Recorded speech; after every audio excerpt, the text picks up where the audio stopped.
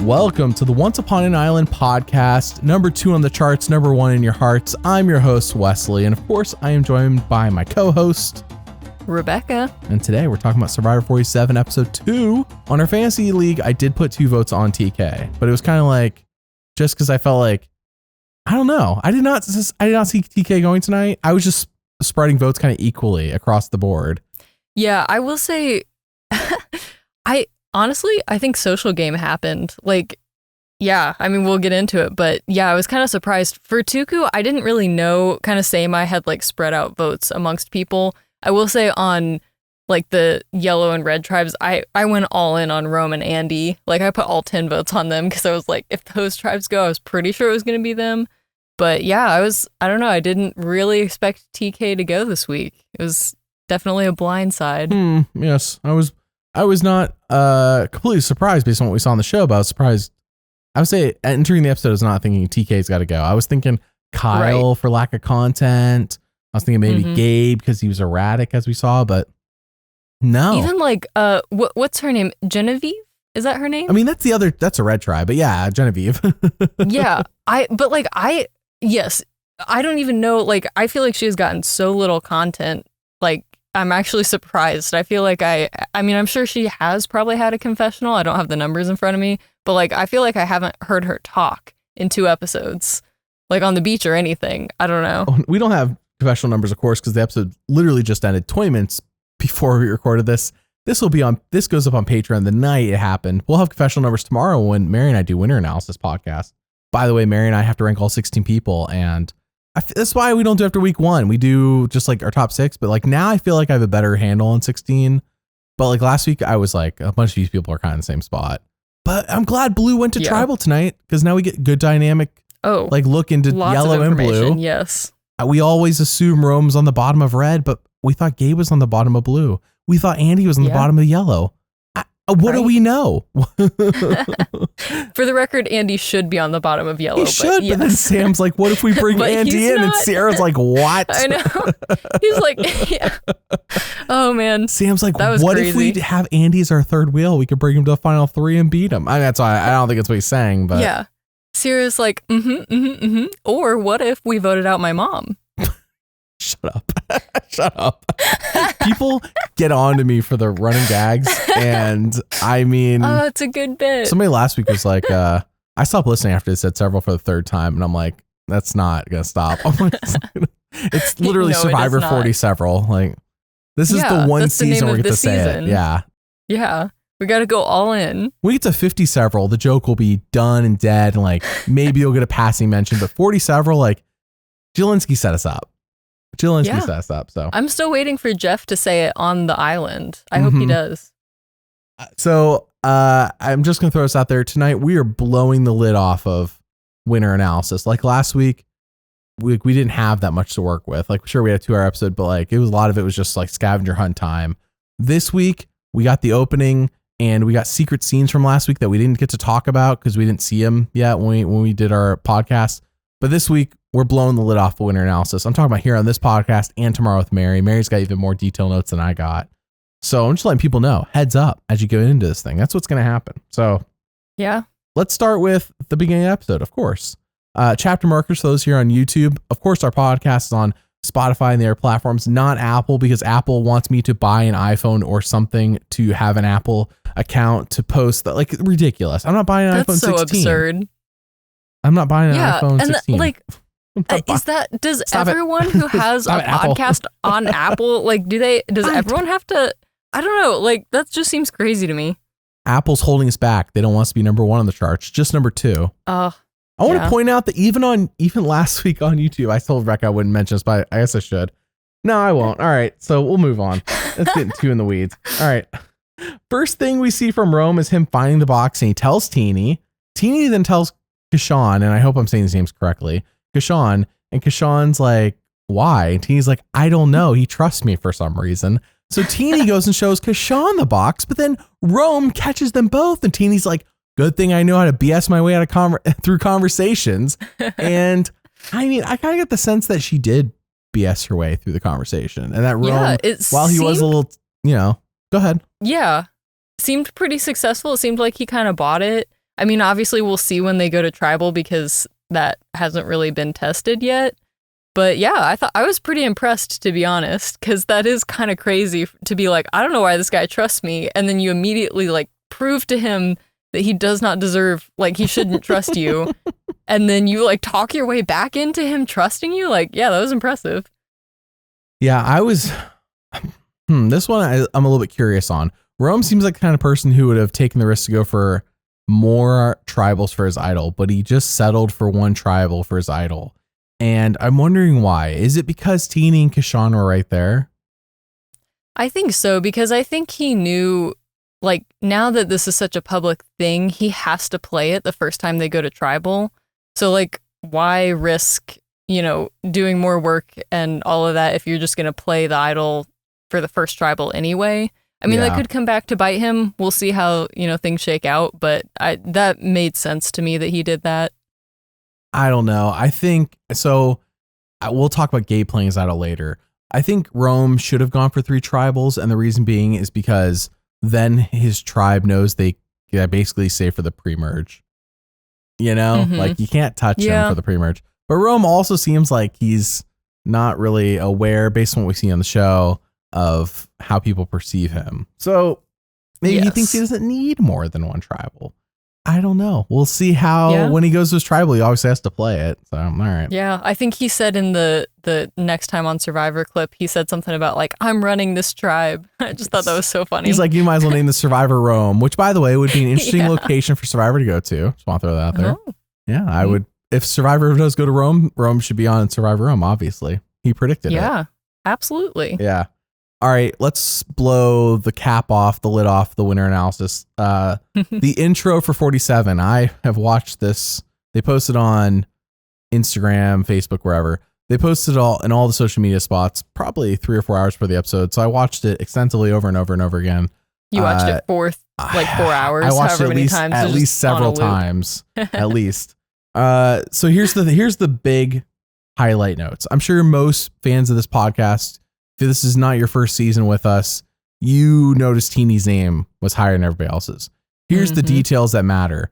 In the new era, they put hints for who the winner is in the theme song. They did not do this, to my knowledge, prior to the new era, the budget era. I went back. I mean, I haven't gone back and looked at everyone, but like, I don't remember blatant hints to winners in the theme songs, like on a consistent basis. Well, they did it in 45 and then they did it in 46. So here we are in 47. So I got to look. 45 could have just been a fluke, but then they did it in 46. Well, now we got a pattern going. All right. So here's the highlights. Teeny's name is at the highest point. If we all recall, they did the same thing with D in 45 when D won.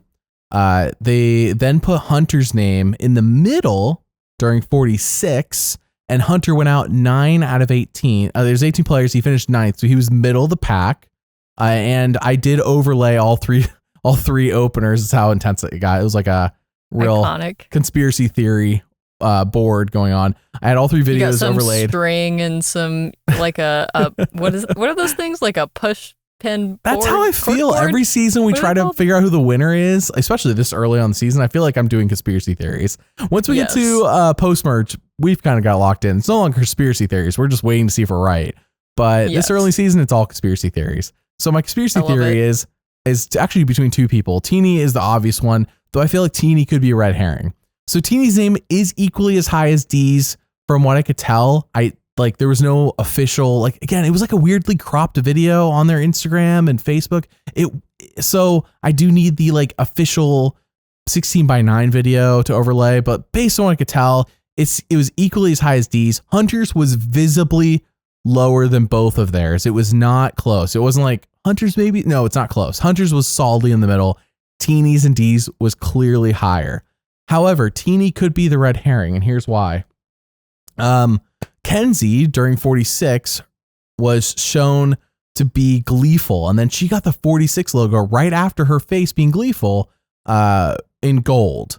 Now, no one else got that during the intro. Everyone else got the regular 45 logo. The 45 logo was never shown in gold for anyone else at any other time, only for Kenzie. And Kenzie, of course, won the season. And nobody else had their name at the top of the screen like they did for D or Teeny. So that is a hint for Kenzie, as we learned in retrospect. we learned in retrospect D's, though D's should have been obvious from the get-go, but we hadn't seen theme songs for so long. I bet you they did. They got past us. You and I didn't even notice till like somebody pointed out like 10 weeks in or whatever. We were just so overwhelmed by the glory of a Survivor intro again. We weren't, I didn't even notice. And they had never, in my opinion, ever gave away the winner in the intro, so I didn't think about it. Well, now I'm thinking about it. And here we go, 47. Here's the real kicker, though, in my opinion. So the thing opens like a guy's playing drums. It shows Aysha looking up, bats. Guy plays a drum, bats. Annika. I'm gonna figure out how to say it right one day. Do you know how to say it? I think it's Annika. Annika looks up. Carolyn looks up, I believe. I don't think it's Sierra. It's one of them. I think it's Carolyn because the jawline. The jawline looks like Carolyn's. It's such a close shot and so quick. I was having a hard time telling. Yeah. So we got a woman from each of the different colored tribes looking up, seeing bats. I don't know what that means. It seems like symbolism. I don't know if that matters. The other person who's not Teeny, I think Teeny might be a red herring in the intro, and here's why. Sam gets the 47 logo in fire. Nobody else gets the 47 logo in fire. Sam gets the 47 logo in fire. It then shows Sam, and then it shows the 47 logo with, and again, it could be Teeny when I say this. It's a woman holding a torch in front of the 47 logo and then cuts out and shows 47 on the right with the woman holding the torch. By the way, you're gonna have to go back and watch the intro for yourself. I'm not gonna like, for the video podcast, I'm just not gonna have time editing this to do this. So just go watch it if you need a reminder. I'm just throwing it out there in case you look for images of it. She's holding the torch in front of the number 47 and then the 47 logos to the left. It literally is an interruption in the middle of the tribe. Like they don't have interruptions in the 6 players of a tribe for anyone else. Sam gets this fire logo, shows Sam, then shows that. Then it shows Sierra lighting a spark, starting a fire, and then being joyful about that. So you could also say maybe Sierra because it does that right before Sierra. And I'm not taking it off the table. For me, it felt more like a Sam hint, but then again, it was a woman holding a torch. Maybe it's Sierra. But Sierra actually, if anything, to me, felt more like she wins fire, if that's going to be a hint by anything. But what do I know? Yeah. Fire is life. So Sierra can't be taken off the table. I felt more like a Sam hint. There was all those women at the beginning looking up at the bats. I don't know. Sierra wasn't one of them. Wasn't there a thing, you'll have to, I don't know if you'll remember this. It was either 45 or 46. There was something about like the first 3 people shown win out like number 4, 5, 6 or something like that. Was that 45? Do you remember what I'm talking about? Yeah, I forgot. No, I was curious if that was a thing. Yeah, I don't know. Hey, Rebekah, could you do me a favor and look up the 47 buffs and what? There's like a spider, a rat, and then I forgot what the other tribe's animal was on it. I think rat was on red, spider's on blue. Don't quote me on that. If you look that up while we're talking, I'd appreciate it. Because does one of them have the bat? If it does, that'd be a giveaway, in my opinion. That'd be interesting. But I don't know if that's the case. Yellow has snakes. Okay. Red has a rat, and blue has a spider. Okay, so none of them are bats. No bats. Do any of those kill bats by chance? I don't know. All right, I think so none of them are snakes. Bats. Don't snakes eat bats? What tribe is that again? Like the yellow tribe. Which would give into the Sam or, in my opinion, Sam or Sierra theory. Yeah. I'm more up on Sam, and Sam has a lot more going for him than Sierra, in my opinion. But yeah, I agree. It seems like, yeah, I mean, we'll see what happens. I don't put much stock in the next time on Survivor clips because they always take them out of context. But yeah, I mean, it does seem like Sam has some really good relationships with pretty much everyone in his tribe, which is pretty impressive because Andy's on his tribe. So yeah. Well, I have way more stock in Sam over Sierra, which is why I said I think the hint is more towards Sam. So right now I'm thinking Sam or Teeny. Teeny also has a lot more hints we'll talk about during our winner analysis tonight. And we'll go more in depth with Mary tomorrow because she has even more notes than I ever take. So anyways, we'll get more into that. But just from the intro, those are the 3 people stood out. But for me, if I was just basing off the intro, it'd be Sam number 1, Teeny number 2, Sierra number 3, just off the intro. But that is not my winner ranking because the intro is not everything. The intro is not everything. The intro is not everything. I like that. But it is something, and we cannot ignore it. Yes. They started a pattern with 46, and if 47 happens, it is 1000% a pattern. So, all right. Let's see. We go to the blue tribe. TK tells us Kyle's is number 1, says Gabe's erratic. TK tries to connect with Tiana, and she mentions her worry about a bromance alliance. So a lot of talk about a bromance alliance last episode and this episode. Probably because I was trying to think, why do they keep calling bromance? Like, why not just a guy's alliance? As we learned, it's because TK just says bro. It's filler word in every sentence. Every other word. Yes. Bro. It's like the how do I say this? Because I use filler words too. I'm not gonna I have a nephew who uses bro a lot. I'm trying to figure out how to say that. Kind of reminds me of him. He says bro, but he kind of does it jokingly, but I don't know. Anyways. That happened to me. There was, what was the word? There was some word I started using ironically, and then it just became part of my vocabulary, and it was some slay. It was some it wasn't slay, but it was like slay. Yeah. I hate it when that happens. I gotta quit saying things ironically. Yeah. I don't know what you used to say, Rebekah. I don't know. All right. Yeah. Tiana likes them both, meaning TK and Kyle, but as we learn, she'll trust her instinct and that won't matter. We then go over to the L tribe. Gotta cheers for Andy to the point that I'm like, this is ridiculous amount of cheering, but Andy does not catch that. He does not catch that this is kind of over the top. He's not embarrassed at all by the excessive celebration for his little accomplishments. This is what he wants. No, he's just basking in the glory of attention and words of affirmation. It's like when a child tells you something and you're like, oh, wow. And they don't take the oh, wow as you don't really care. They take it as like an actual oh, wow. Right. Yeah. Andy's, I hate to call him a child, but if he's reading the situation as in this is ridiculous. If people are doing that to me after I said that, I'd be like, guys, it's okay. I'm sorry I expressed it in a way where you feel like you have to not treat me like a child, but they do. They literally, we have to babysit Andy. Multiple people said that. Yeah. And we see it. Sam babysits Andy later. Rachel's babysitting him.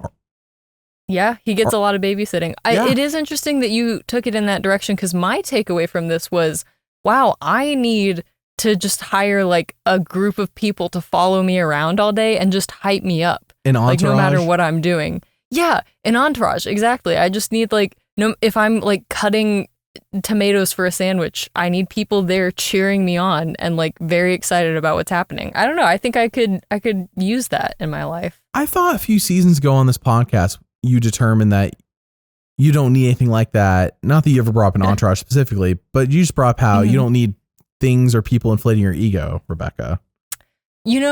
That's entirely possible. Have you changed?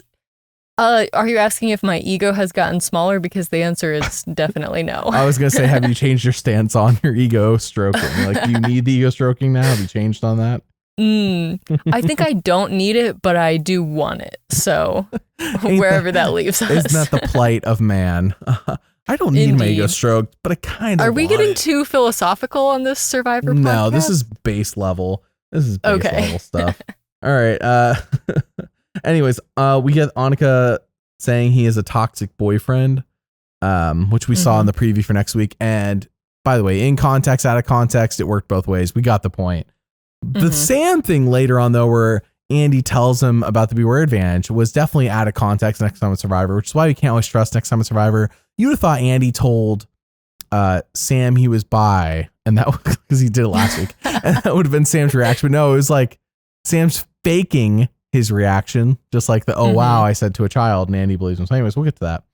Girls go out and look for an idol. Very unsuccessful because Sam's on Andy watch. Sam says, I want to be Andy's buoy, aka another word for the glue guy. I want to be needed. I want him to feel like he needs me.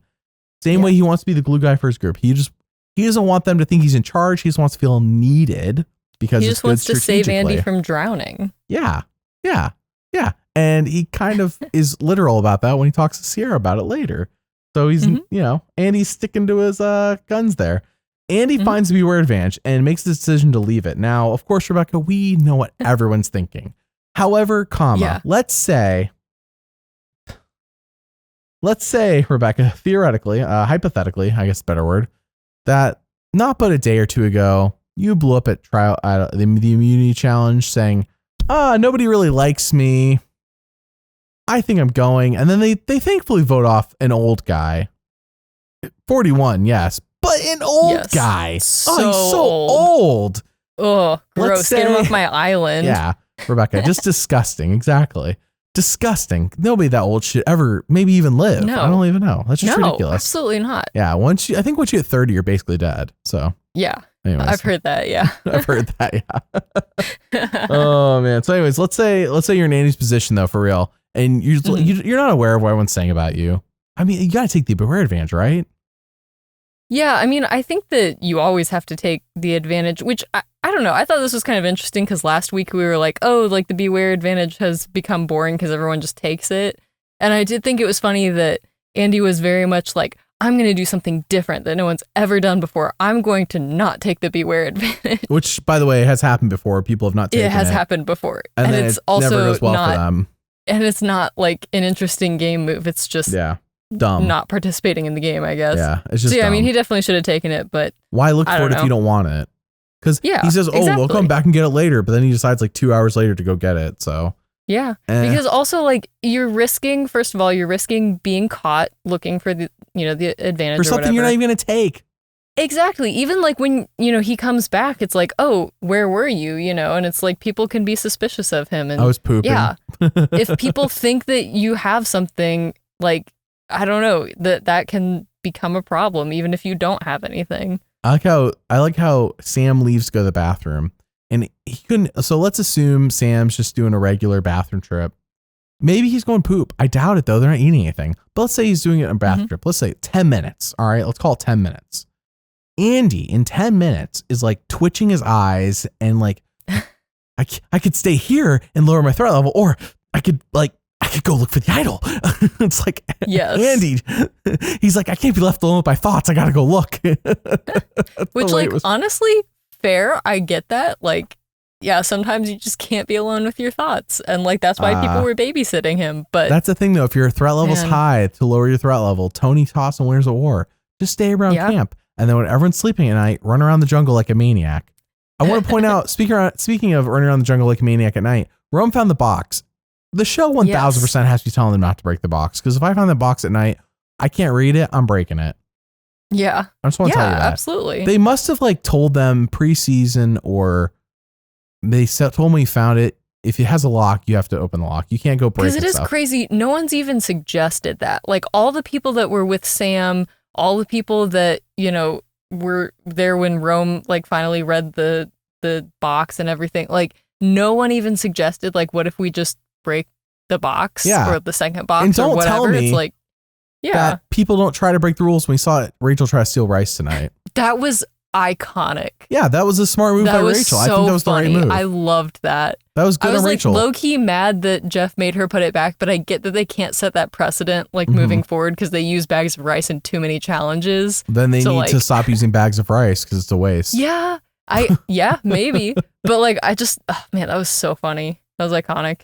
That's all I'm saying. If you don't want people to steal rice, don't make them open bags of rice. Anyways, we'll get to that, but you kind of already heard my opinion on it. But anyways, I think you go for it. You take the chance. You start breaking it, and then you're like, oh wait, they said I can't break it. Like I don't know. Like I'm telling you guys, Jeff tell you no. Like Rachel, like you said, like Rachel did. Like make Jeff tell you no. Just go for it. On the long shot, they ever actually cast me in the show, press X for doubt. But the long shot they ever cast me in the show, if I find a box and you see me not trying to break it, I'm sure I'll sign an NDA or something that says I'm not allowed to tell you guys jack crap about how the game's played for like 3 years until I think it's like 3 years after you're done playing. By then, nobody cares. I'm just letting you know in advance that if I find a box and you don't see me breaking it, it's because I was told I could not. Because obviously, that's take the corner to a rock and smash it. Anyways, so I understand. Your whole tribe is like, what was that? Yeah, just in the middle of the night. Oh, I was just pooping. Yeah. They're like, what were you pooping? Like, I was just my excuse. I fell when I was pooping in the middle of the night. I fell. What did you fall on? Did you break an arm? Like, what was that? Rebekah, stop asking questions.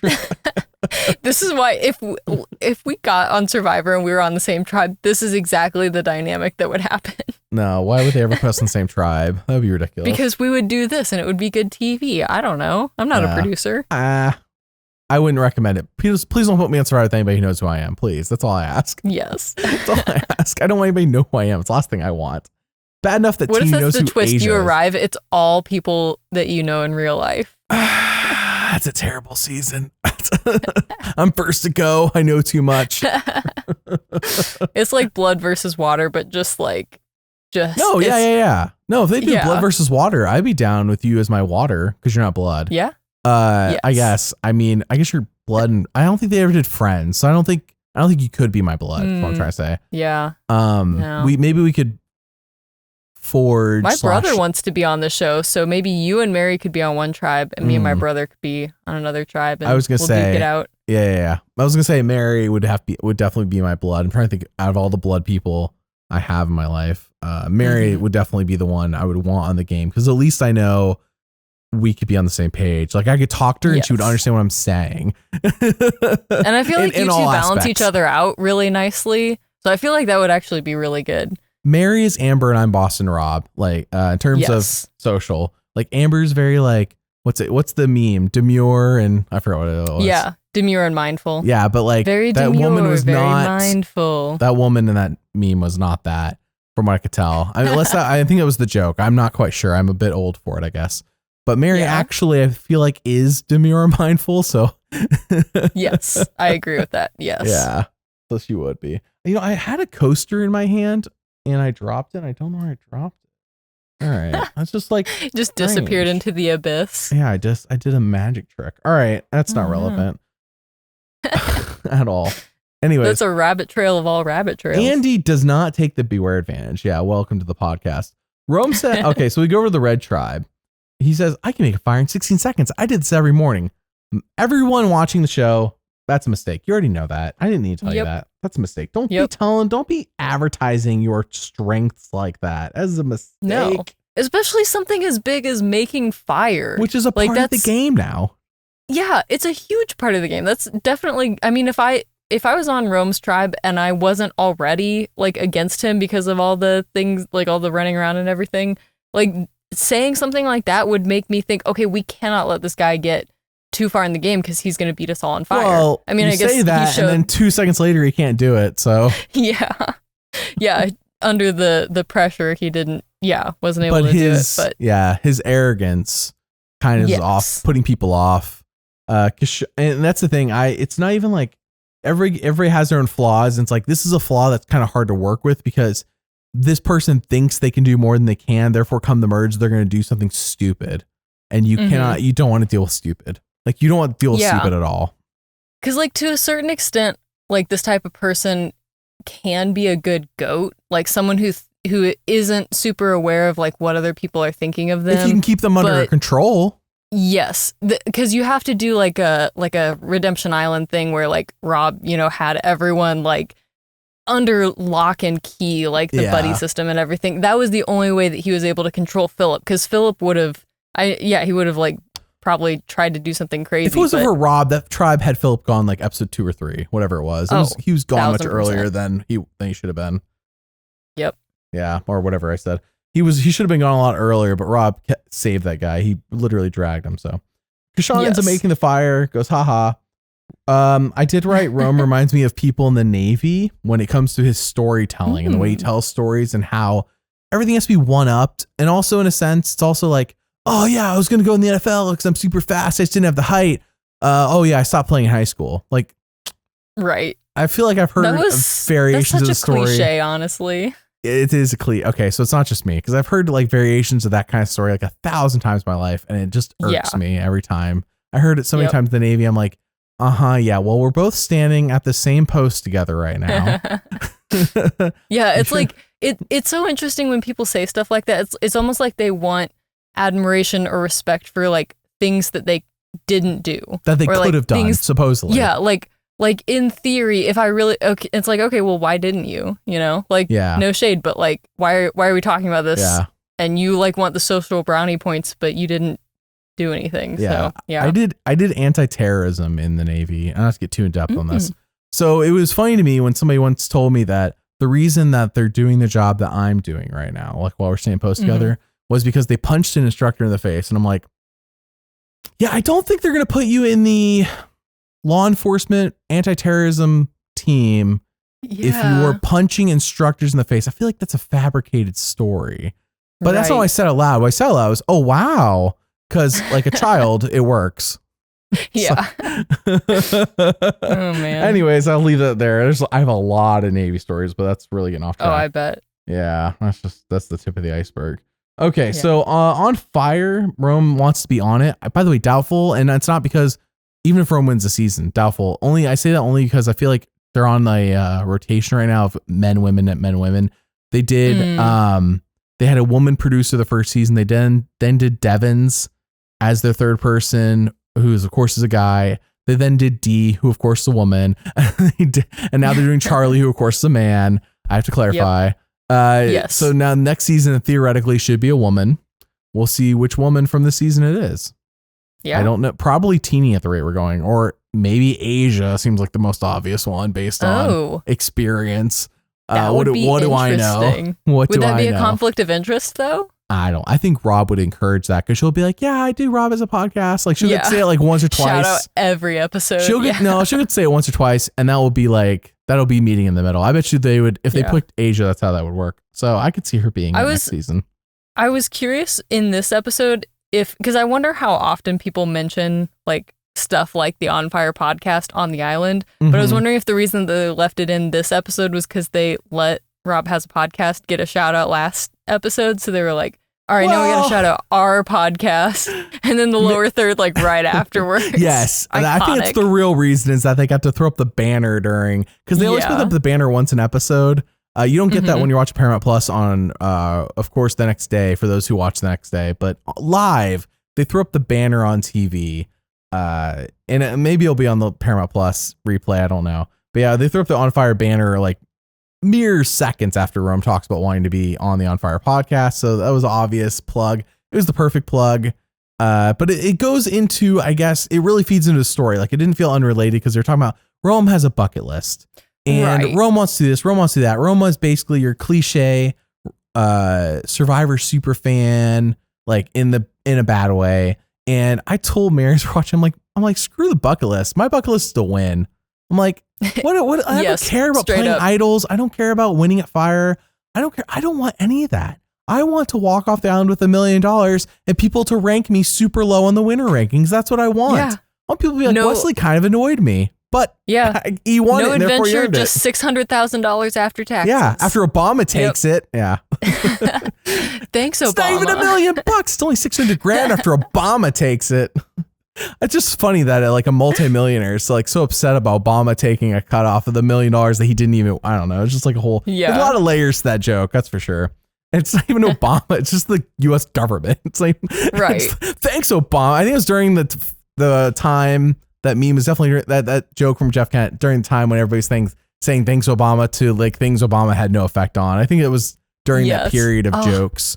For those who don't remember, there was a time. There was a time when Obama was just blamed for everything, even if he had nothing to do with it. So people started like blaming Obama for things that clearly were unrelated to him. And this one, it felt like it went with the joke at the time. So like now it's like, oh, why was he blaming the president for that? Like, I'm not saying Jeff Kent wasn't. I am saying that it was a joke at the time and it's still a joke. It's just funny. In fact, the person, I don't know if they're winning this week still. Person who is, I think, second or third place in our fantasy league, Survivor 47 Fantasy League. By the way, link in the description of that. If you can still join, it's not too late. And in fact, you have more information than the rest of us do on who's going to win, in my opinion. Yeah. And I got like 3 points from episode 1 because I had no idea what was going to happen. Yeah, I didn't get many points episode 1 either. My point is that, so you can join that link in the description. It's for all paid patrons. What was I saying? The person who's high up, like number 1 or 2. Yeah. No, their team name is 600K after Obama. Amazing. Yeah. That's so funny. Anyways, On Fire podcast. Sam finds a viewer advantage. Annika's there with him. He's like, crap. He does tell Sierra. Sierra, by the way, is in deep with Sam. And they imply a romantic relationship next time on Survivor, but I don't know if that's the case. Though they are both attractive. They are similar in age. Yeah. But I don't know if that's I just don't know if that's the case. Because also the way it was phrased is, were you guys in a relationship? Yeah. Or like dating or whatever. And it's Sam and Sierra kind of give us the implication, but it was like, But was she just telling a story? Because, like, did they know each other before Survivor? I feel like it was just taken out of context, personally. Yeah. I don't know. What else is new on Next Time Survivor? That's the huge. That's the huge. All right, so he finds it. The only person he actually tells is Sierra. The only person he wants to tell is Sierra, but Annika, of course, is there, so she finds out. She tells Rachel. He tells Rachel. By the way, very smart analysis from Sam on all fronts. Yes. Same with Teeny earlier. That's why I like have them. This is why I'm like high on them. Outside of the hints, it's like, well, everything I'm hearing out of their mouth is actually smart. Like I'm not like if they get in a bind, both of them this episode got out of it in their own way. Teeny BS'd her way through the Rome conversation to make Rome feel okay. Sam here is like, well, okay, I can't like hide this. I got to be straightforward and just attack it and bring Rachel in, and he does. And in fact, I think isn't Rachel there when he shows it to Rachel. I forgot all the sequence of events, but he shows it to Rachel. Like everyone basically except for Andy knows that he has it. So he has everyone who isn't Andy in on it, you know, and he doesn't tell everyone. He just tells everyone the amount of information they need to know. And I feel like Sam like did this the right way considering the circumstances. I agree. Yeah. And he took the one tribal idol, which when with Rome, I'm surprised he can go for more considering he's the bucket list guy. Sam, I'm like, that makes sense. Just burn it at the first tribal, get it out of your pocket. Yeah. It almost felt like it was kind of more about, at least at first it was more about keeping it out of Andy's hands. Yeah. Blocking And Andy. then once he had it, he was like, oh, I can use this to make a move. What if I played it for Andy? And then that really got him to trust me.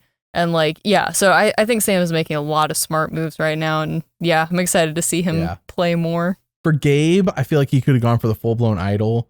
More on Gabe later. Yes, he could have gone for the full-blown idol, and I don't think anything was holding him back. I don't know why he picked going for 3, frankly. Rome, didn't he say I think he was just like tired or something because it was like very early in the morning? Yeah, but like, it's like, what do you mean? You're on Survivor. Come on. You're going to be exhausted. Yeah. I say that now, but if I got out there, I would be like sleeping on the beach all day. Being at Ponderosa questioning why you didn't get a full idol. That's what's tiring. Anyways, so Gabe has a 3 tribal idol. Rome settles for 1 as we determined. I think he made a mistake, but I think he felt pressured. Sam, I think, is the only one of the 3 to like, in my opinion, make the right move considering the circumstances, taking the 1 tribal idol from what we saw on the show. I think Sam made the right call here. This was the right call. Take 1 tribal, play it immediately. Like the threat is so low of a 1 tribal idol. Nobody's voting for Sam as it is right now anyways. Andy's top target. Andy's the top target on the yellow tribe. So Sam, I think, is fine. And if for some reason yellow somehow wins to the merge, like when there's like 12 people all voting once, I don't think Sam's going to be target number 1. If yellow still has 5 people. Like he might be, but I don't know, we'll see.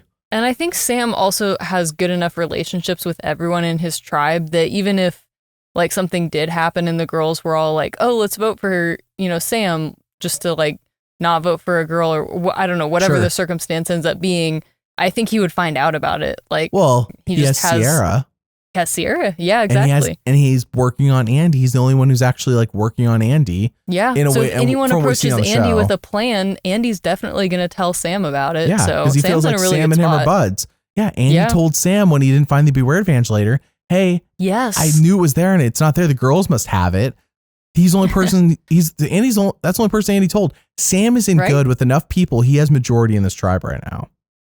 So if Annika or Rachel tried to pull one over on Sam at the moment, Sam would know. He has 2 people on his side. Andy has his vote back. Andy has 1 tribal idol. Sam's fine.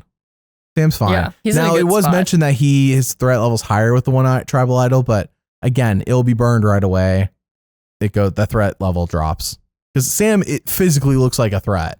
Even if he's not in challenges, he looks like a threat. Yeah. So, anyways. All right.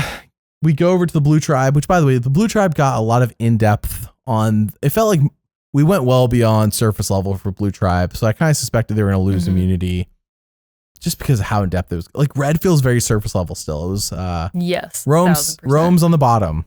Rome's being annoying. It was like, all right, well, unless it's like a clearly Rome's being voted off and nothing else is being considered, red ain't going to tribal. So I was thinking it was either yellow or blue. With blue getting all this in-depth content, kind of felt like maybe it was blue's time.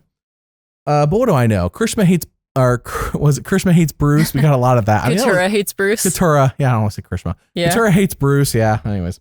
All right. That was surface level. Okay, so Gabe wants to form the women against TK and Kyle. Gabe shows Caroline the idol. It is Caroline, not Carolyn, apparently. Caroline the idol. And she's like, oh, well, at first I was a little questionable about Gabe, but then he showed it to me, and it's like, why else would he show this to me unless he wants to work with me? Therefore, I want to work with him. So good move. Yeah, I thought that was honestly a really good move by Gabe because, well, I mean, Caroline was pretty straight up with him when they were talking because, you know, he's like trying to, you know, form an alliance with her, and she's like, oh, I don't know, like I want there to be something here, but I'm just kind of not vibing with it. So I thought that was like really smart of him to then be like, okay, like she's not on board, so I need to like do something to get her on board.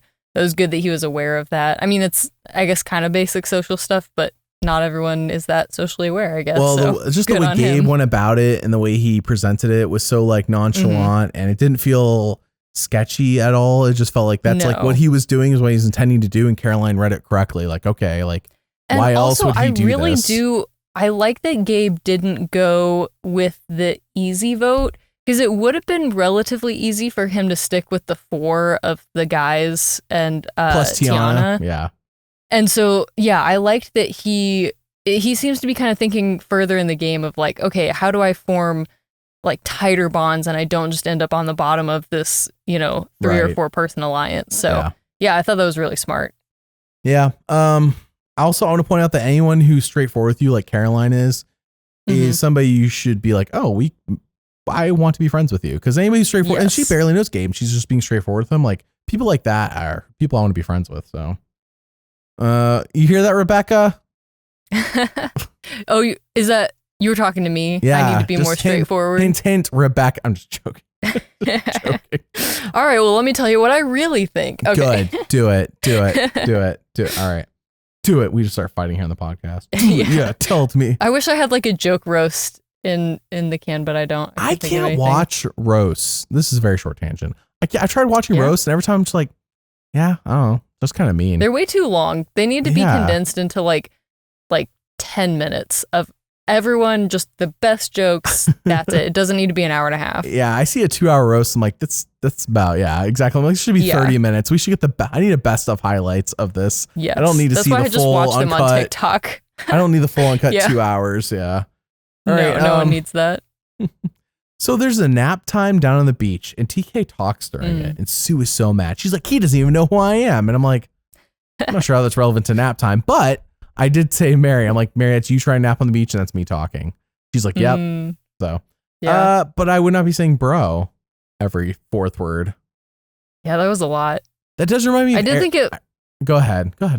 Oh, sorry. I was just gonna say, I do think it was funny that Sue was like, these people don't know who I am. They don't know that I had the best job out of any of them. I was a pilot. Like, I don't know why. That was so funny to me. I was like, does she know what everyone else did? Like, what? First of all, what relevance is that? Second of all, absolutely hilarious. Yeah. Like, don't get me wrong. I respect pilots. Like, it's a great job. But like I'm not the dissing best pilots. Job? But also, it's like, what do you mean the best? Like, are you saying you made the most money? Are you like, what do you? I just didn't understand, but I'm going to start saying that now. I was a pilot. I don't know. I watched, I think it was the show Jewish Matchmaking on Netflix, and it was okay, by the way, just okay. As most things are on Netflix. It's almost like they make stuff on Netflix with the intention of you looking at your phone the whole time. And I just find that's not how I watch TV. So I find that very, that is how I watch most TV. I'm going to be honest. Okay. So it's perfect for you, but I try to watch TV, like hoping for surprises and like to be, I don't know. If it's not something intentionally funny, I look for stuff that's going to make me like think, I guess. Not to sound like, oh, I'm super like deep. I just like, I don't want to, if I just watch something base level where I'm looking at my phone, I don't really want to watch it. I guess my point. So if it's not funny, I look for, so like Jewish Matchmaking ended up being just okay. It was a little funny though when she said, I have the hardest job in the world. And I'm like, did she just say matching Jewish people together is the hardest job in the world? And so I started, I think I quoted doing that arranged marriages. That's so funny. No, not arranged marriages, just blind dates, setting up blind dates. Just matchmaking. Just setting up blind dates between Jewish people. Oh my goodness. Yep. She said it was the hardest job in the world. I quoted that for months. It just, but not like a running gag. Just once every few weeks, I'd drop it and it would make people laugh. It made Mary laugh more than a few times. I dropped on people who never even saw the show. And I'm like, yeah, this is hard. Not as hard as Jewish Matchmaking. I don't know why. My delivery must have worked because people who never even seen the show were laughing. So that's so funny. I stopped doing it though. I didn't want to run into the ground. Oh, people are like, what? Wesley? Yeah, no, okay. What are the odds? All right, so we have the immunity challenge. Rebekah, can you tell us about this immunity challenge? Yes, I would love to. First of all, I thought it was hilarious. Just all the shocked faces that they cut to when Andy showed up. He's like, hi, still here. And everyone was like, what? That's how I'd be thinking too. Yeah. Also, before the challenge, I loved that Jeff threatened to pull a knife on people if they didn't give up the immunity idol. That was hilarious. Well, this episode has been great. He should have pulled it when Rachel didn't, the rice. He should have. Well, and I thought that was like foreshadowing. Is he going to cut a bag of rice again in a negotiation? I hope that happens this season. Nah, we got sassy Jeff back new. This season. Set the bag on fire. Yeah. With gasoline. But then here's the thing. That's going to cook the rice, and then Rachel's just going to go start shoving fistfuls of rice into her face, and just Jeff's not going to be able to stop her in time. This feels like deja vu. We definitely did this bit last year. The setting it on fire. That's my bad. All right, go ahead. Yes. Challenge. Anyway. All right, so the challenge. So the tribes start on platforms out in the ocean. They have to jump into the ocean and go get a large, heavy bag of rice off of an obstacle or off of a platform. And then they have to maneuver that through the ocean. There's an obstacle where they have to put the bag of rice through, and then the tribe has to go over. And then, carry the bag of rice up to the beach. And then once they get up to the beach, there is a door with a maze on the other side that one person has to maneuver a key through the maze, but they can't see the maze, so they're doing it blind, which was kind of interesting and seemed very challenging. Once they get the key, then they can unlock the door and the tribe goes through. And then one person opens the bag of rice to get a ball. And then 3 people from the tribe navigate that ball through a snake maze. And then the first one done wins immunity. Yeah, I thought it was so funny so they had Andy open the bag of rice. And first of all, he was stabbing it so aggressively. I mean, Jeff said, watch your hands. I was worried he was going to catch a finger because he was going at it so hard. And then, of course, everyone's from his tribe is cheering him on again over the top.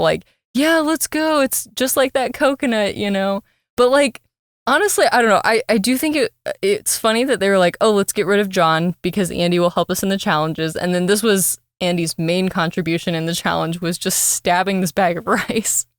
And but I don't know. It worked. They ended up winning. So, whatever they got going, it worked for them. So can't diss them too much. I saw the snake laying down. I'm like, they're just reusing stuff. But at least they did something different with having 3 people move the ball altogether. Though I didn't quite understand how it worked. And no, I don't need someone to actually explain it to me. I'm not that interested in the answer. just to let you know, I didn't fully understand how it worked. So I felt like, I wish there'd been a different design than the snake, I guess. I think the way it worked was there were 3 strings attached to it, obviously.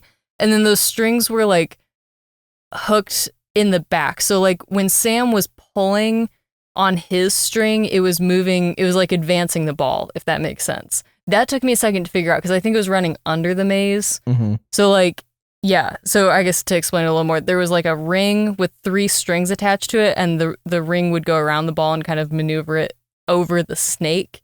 And so the 2 strings on the side, I think they were basically pulling side to side, and then Sam was advancing it, or Sam for yellow, but the person in the middle was advancing it. It looked a little challenging, I guess. But it took me a second to figure out what was actually happening there. I need to go watch it again for sure. Yeah, you're amazing. I like how you're so unfazed by my your sarcasm. Yeah, no, you're just unfazed. Like I said, I said I don't need anyone to explain it to me. Rebekah's like, I got you. Well, here we go. Let me explain it to you. Rebekah's like, well, you said you didn't need anyone to actually you. So I was like, maybe if I explain it here, then no one will feel the need to. I'm trying to be helpful here, Wesley. I know. I even as you were explaining it, I kind of zoned out for a minute. So hopefully, that's fair. Hopefully you got a nice little nap on the beach while I was talking. Dang it, TK, I always talking while I'm napping. No, hopefully you explained it and someone else got it, because it's just, and I know somebody's be like, well, actually, it's super easy to understand. I'm just saying, like, I can physically understand when the snake is standing up and they're moving the two ropes side to side. I get that because I can see it all connects, but like the three people and then the string going all the way to the end. I just wish it had been different design than the snake. Yeah. I think it was happening under the obstacle too, which made it harder to see. Yes, with a person in the middle. Yeah, that's probably what's throwing me off. Because I got the side people. I got that. It was Sam or whoever was in the middle of each group that was throwing me off. So, all right, Rachel steals some rice. Jeff calls her out. But Jeff did not catch Rachel. Production caught Rachel. No, and then they told 1,000%. Jeff was not looking at Rachel while calling the challenge of everybody on the, because she did it while people were on the snake. By the way, that camera shot of like zooming on her pocket, I'm like, I'm surprised any of the cameras were looking at, but probably what happened is she grabbed the rice with their hand and and I'm sure there's a camera for each player individually. I mean, if you've ever seen a behind the scenes picture of them at the challenge, like there's like 50 cameras. It's insane. That's why that's how you get so many different angles. It's the one time where like everybody's working at the same time. It feels like camera wise is on the challenges. So you get a shot of somebody on Rachel's face and they see her hand move. And I bet you that's why you didn't like get her hand going in the bag, but you got her hand going in her pocket. It's because they didn't catch her hand in the bag, but they caught her hand going in the pocket. She mentioned to Andy, I think it was, there was like a throwaway line earlier in the challenge where she was like playing with the rice with her hands and she was like, oh, I just want to eat this. And then we like cut back to the challenge. And when that happened, I was like, that was weird. Why did they show us that? And then yeah, like you said, they cut to her rice or her pocket full of rice, which so funny. Just iconic behavior. I agree. What if she had just eaten it? Would Jeff made her puke it up? Yeah, see, exactly. And that's what, like we've been saying, just go for it and make Jeff tell you no. Like, just try it.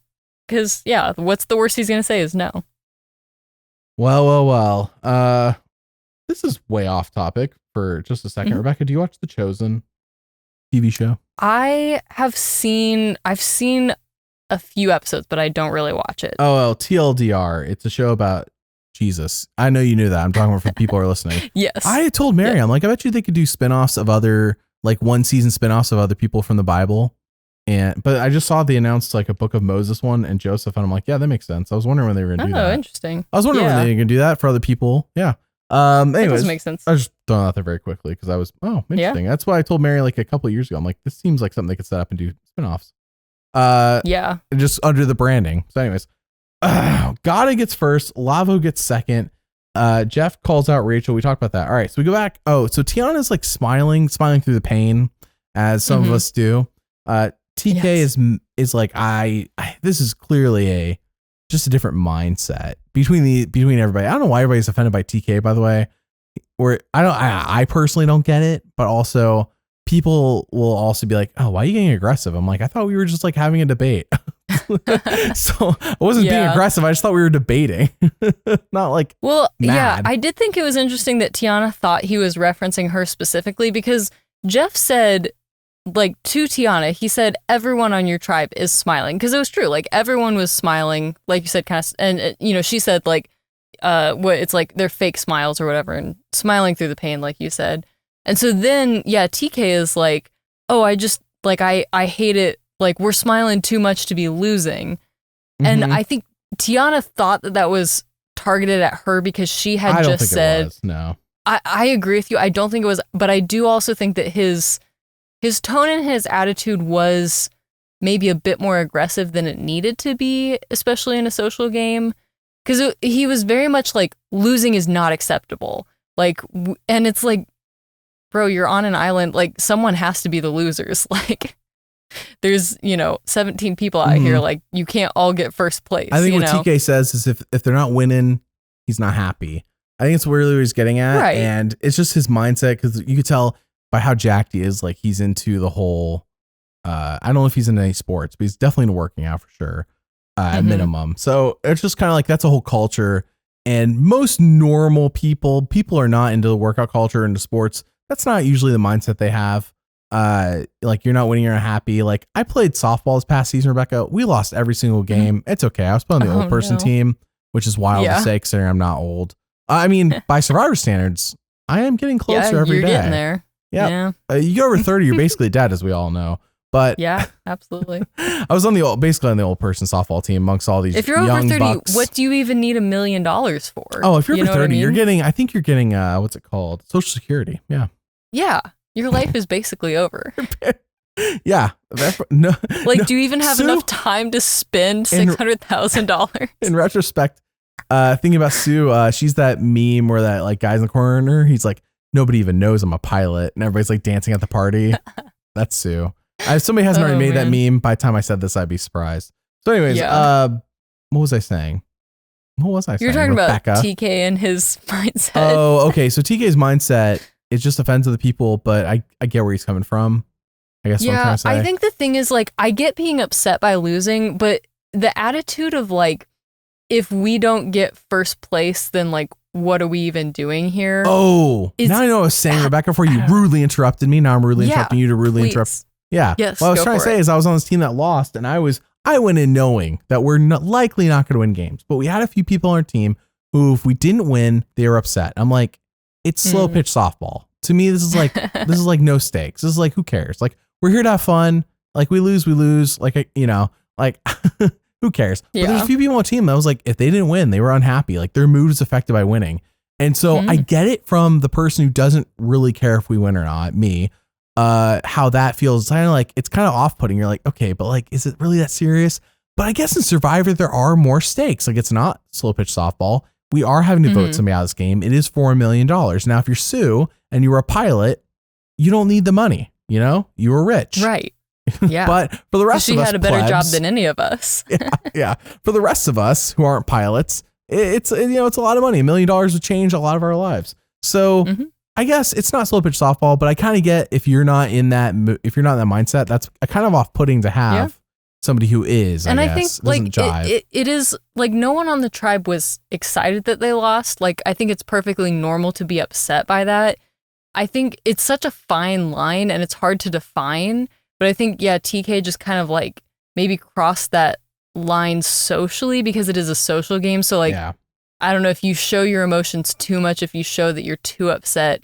Yeah, like you said, it can be off-putting. And that doesn't mean that it's wrong to feel that way. But if it's off-putting to people who are going to vote at tribal council, like you might go home like TK did. So TK would need to be on like an all-guys tribe for that to fly, in my opinion. And that's not to say like all guys would be okay with it, but I think it would be more generally accepted versus because you notice who was offended. It was not Kyle.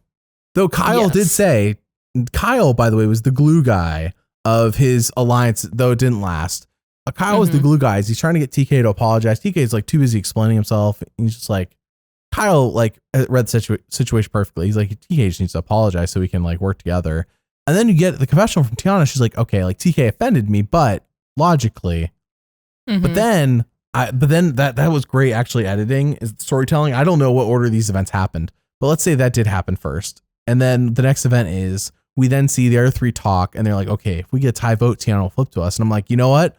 Logically, that makes sense. And if Tiana's going to go by logic, that makes sense. Though there was not a tie vote, but I bet you they were right. If there was a tie vote, Tiana would have flipped and voted out TK on the revote. Yeah. Yeah, baby. So I think either way they had Tiana in because logically that makes sense. Which honestly is probably why she ended up voting the way that she did, because I think she knew that like, if it was a tie and then she flipped her vote, that's not going to be as strong of an alliance as it would be if she were just vote with them in the first place, you know? Right. All right. So I really don't have a ton of notes because it was kind of straightforward. TK says he's playing chess and everyone else playing checkers. I mean, these are just classic setups for you're getting voted off. We go tribal and TK tries to call, by the way, as we mentioned earlier, great job by Gabe to get these women together against the bromance that he has disassociated himself basically from the beginning. We saw last week him working with like getting close to Sue. We saw this week him getting close with Caroline. So bringing in Tiana was just the final nail. Kyle's now on the outs, though. I feel like Kyle's like a really chill guy. I could see Kyle. He may be the next target for Blue, but like I could see Kyle working his way in too. He's like, I don't know. I'm just saying Kyle, I wouldn't count Kyle out. Yeah, I agree. He strikes me as almost like a hunter type where he is like, yeah, very easygoing, very He's like definitely easy to in get the along hunter with. role for the season. Yes. Yeah, I don't know if he'll make it to the end necessarily, but I also don't think there's a lot of reasons to like vote for him right now. So that's besides the fact that he's not part of the 4, but I don't think Kyle was like really the head of the bromance. And also Kyle, as we saw just in the interaction between him, TK, and Tiana, I feel like Kyle was like super chill. You know, Kyle was just super chill. And especially if he can make it to the merge, like there's no, I mean, I guess maybe he could be seen as a challenge threat, but not as much as Hunter. I mean, yeah, I don't know. I don't see a lot of reasons to like vote him out if he gets to the merge. I'm not completely done. I just did just get done. Wow. Doing Sabrina's video for One World. And one episode there, everyone's like, all right, you know what? Time to vote Sabrina out. Sabrina then goes out first during the immunity challenge. And you're like, you know what? Sabrina kind of sucks in immunity challenges. Let's keep her. So there is a strategy to just sucking at challenges. Yeah. As long as you can make it to the merge, if you just suck at challenges hard. If that's the thing though, if you're perceived to be a challenge threat, like you're saying Kyle. So if Kyle at Perception All, just start sucking at, just suck at challenges. You got to do it from the beginning though. You can't like be good and then start sucking. People be like, oh, he has a weakness. No, you have to suck the whole time. You can't just start sucking. Exactly. Yeah. So anyways, right now though, that's my strategy, and I'm starting that now. I'm just trying to suck in general now. Rebekah. And then if I ever get on the show. I can tell it's purposeful the way you suck at challenges. Yes, Rebekah. Yes. It's not an accident now. All right. I'm not going to get too deep into this tribal because as usual, it's just a bunch of nonsense. I wish Jeff would ask more pointed questions. I get why he doesn't do that anymore. He used to do that. Just be like, Tiana, do you not like TK after he said that? Anyway, so that's the kind of questions I want. TK tries to call out how no one has had deep. Oh, sorry. Go ahead. No, go ahead. I was continuing. I need there to be the level of spiciness again at Tribal where Jeff is literally bringing popcorn. Like that was entertaining. Yeah, but that wasn't really because Jeff was doing it. He did bring popcorn, but it wasn't because Jeff was causing drama. They were causing drama amongst themselves, which I will admit is more fun to watch. But when there's like nothing happening, I feel like Jeff could throw a pointed question out there. Just see what happens. Yeah. Just poke the bear. If you poke the bear and nothing happens, okay. All right. Well, just try poking the bear once. Now you have a new bear friend. Yeah, just poke the bear. All right, so TK tries to call out having deep conversations with Sue. He's like, he says he's had like 2 or 3, and I'm like, it's only been 5 days. That seems like a lot. Right. You how many deep conversations Sue? Okay. Yeah, like Sue's married, dude. All right. Yeah, how many deep conversations has he had with Kyle? He doesn't even know she was a pilot. Here's the thing. He can't relate to her because he's not a pilot. Yeah. This might be the running gag. We'll see. I try to let it happen naturally. We'll see. It needs to be brought up again though. If it's just a one-off thing, it needs to be brought up again in the show. So because I like the cheering while chopping a coconut thing, but that's a mouthful. Yeah, and I feel like that's gonna get old fast. That's already old. But I don't even know Sue's a pilot. You know, like that's ugh, plebs. All right, so he tries to call her out on that, but like I don't know. This seems like a kind of a weird way of calling out Sue. Like clearly that was his target. Well, we knew that going to the vote. He basically laid it out by saying that about her. Gabe blows his idol on himself. I want your analysis on this, Rebekah, because I'm sure we got questions on the question portion of this podcast about this. So what's the strategy here? Why did he do it? Because he didn't play for Sue. He played for himself. Yeah, I was really surprised by that, to be honest. My best guess is just paranoia. Like, it's your first tribal. You have an idol. Like, we've seen people get voted out with idols in their pockets before. It is the first like test of the relationships that he's been building. So I'm sure that there was just a lot of that going on.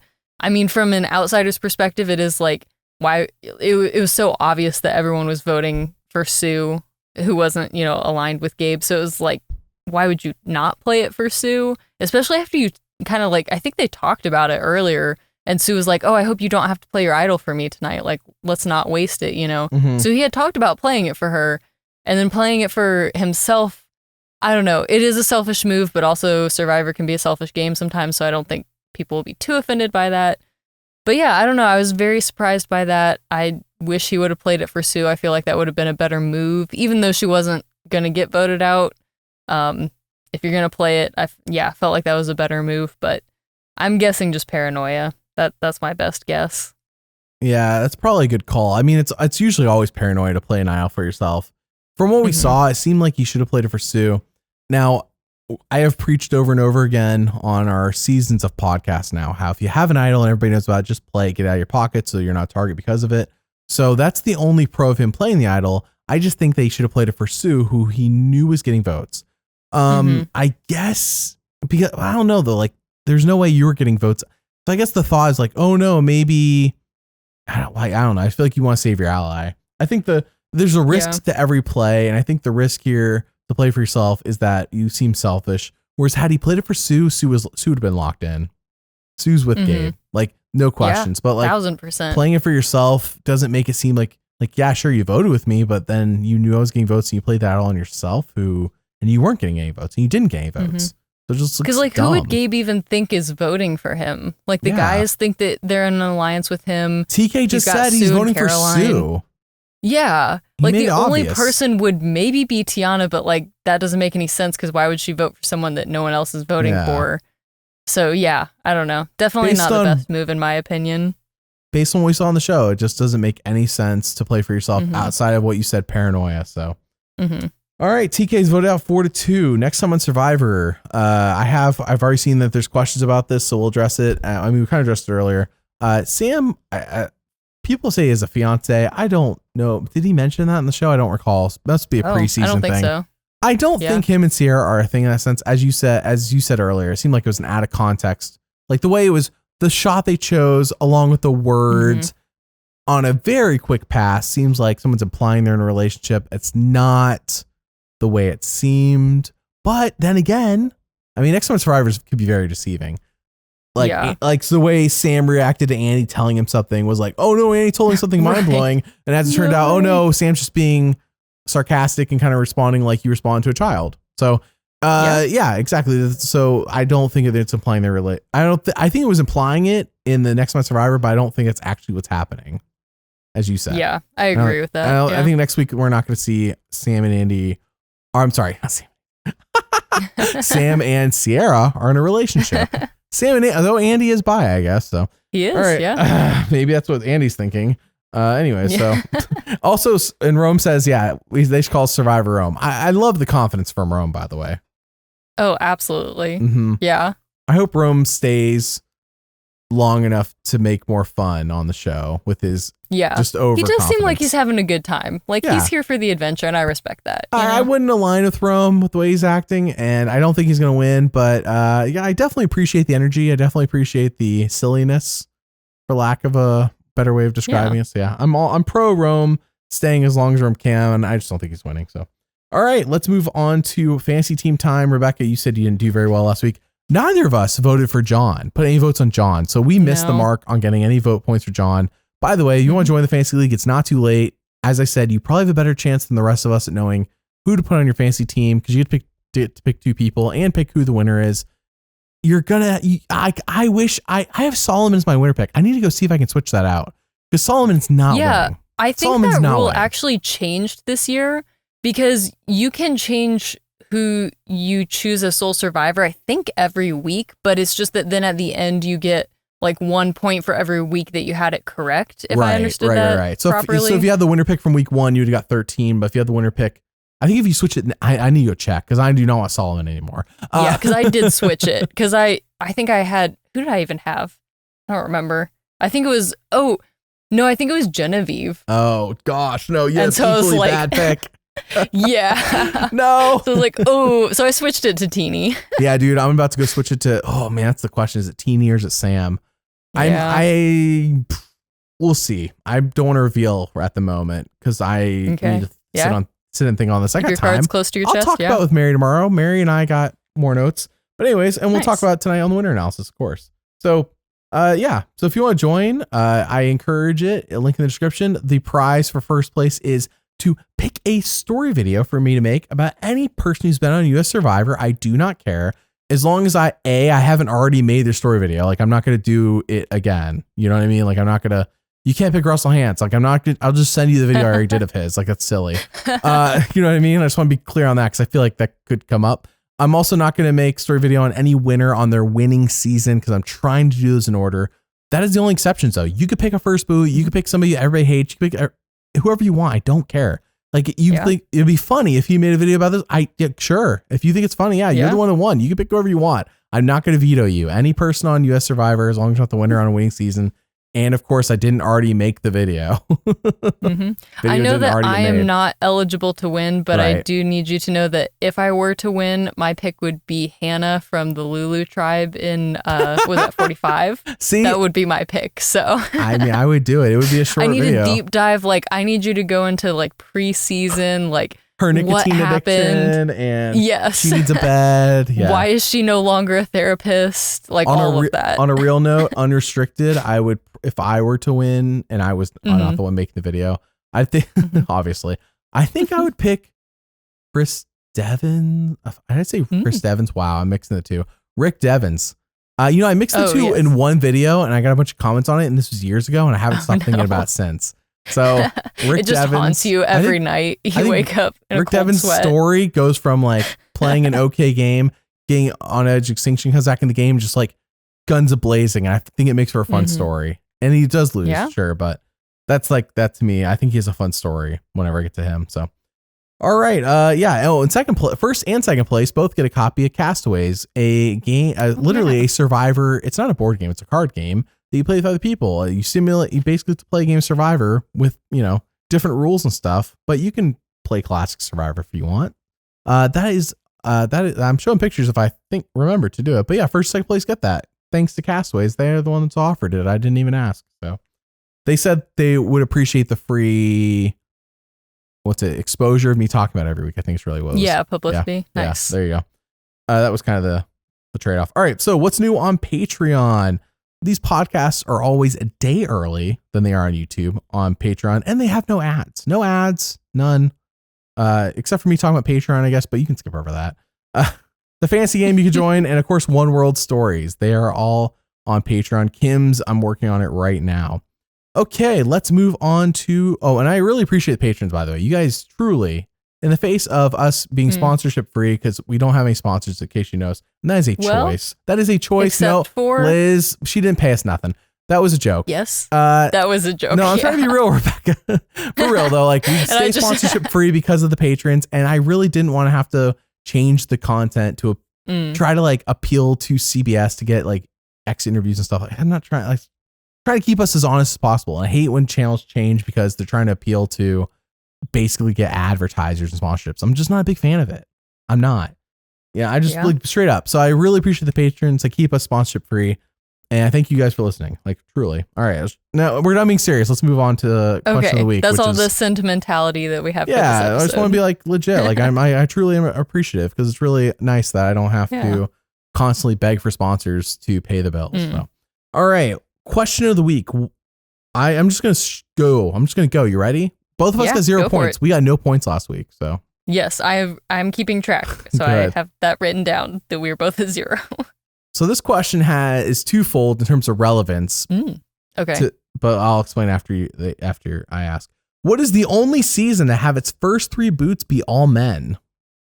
Ooh. Your options are A, Cagayan, B, Blood versus Water, C, Survivor 46, and D, Survivor 42.